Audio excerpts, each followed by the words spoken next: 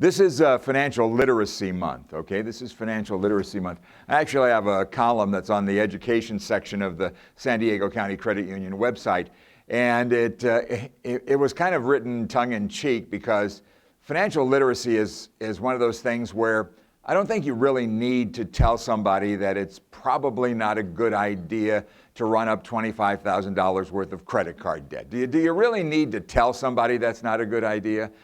Do you need to tell somebody that when they're 60 years old and they have $10,000 in total investments that they probably should have started earlier saving and investing for their retirement? Probably not. Financial literacy is common sense, okay? It's just common sense. That's what it comes down to. And I always, during Financial Literacy Month, I always refer people to probably the greatest book on personal finances ever written called The Millionaire Next Door. And basically what The Millionaire Next Door is all about, and by the way, it's probably the most boring book you will ever read in your life, but it's really, I don't know how many millions of copies of this book have been sold, but many, many millions of them. It's all about the habits of common folks who become millionaires. And basically, again, you could probably have just written one book on the front page of this book and wouldn't have had to write another word. Frugal. You have to lead a frugal life. In other words, you spend less than you make. That's what financial literacy boils down to.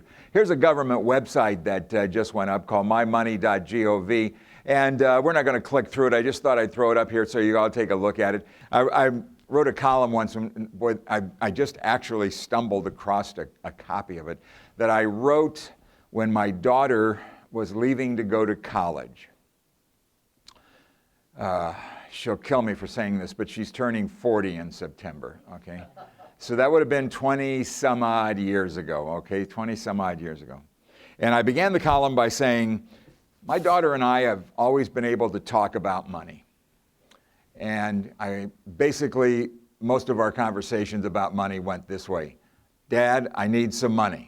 Okay, that's pretty much what our conversations had been about. And so you know, we kind of worked our way through all of that and everything. And she's a very financially responsible person now and just bought her first home and doing a lot of things right. She is an entrepreneur, has a great business that's very successful. So she works very hard and more power to her. But I just, you know, I think that's a very tough conversation. My parents, and some of you can identify with this, my parents were children of the Depression. They grew up during the Depression. And they watched their parents go through hell.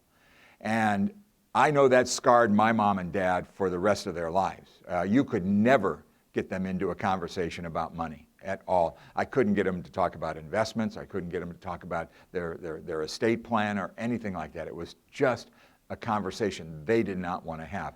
Interestingly, after my dad passed away, my mom became very open about that stuff and was anxious to talk about it and make sure she was on the right path and all that stuff. So it's something much different than what I think current generations are going through.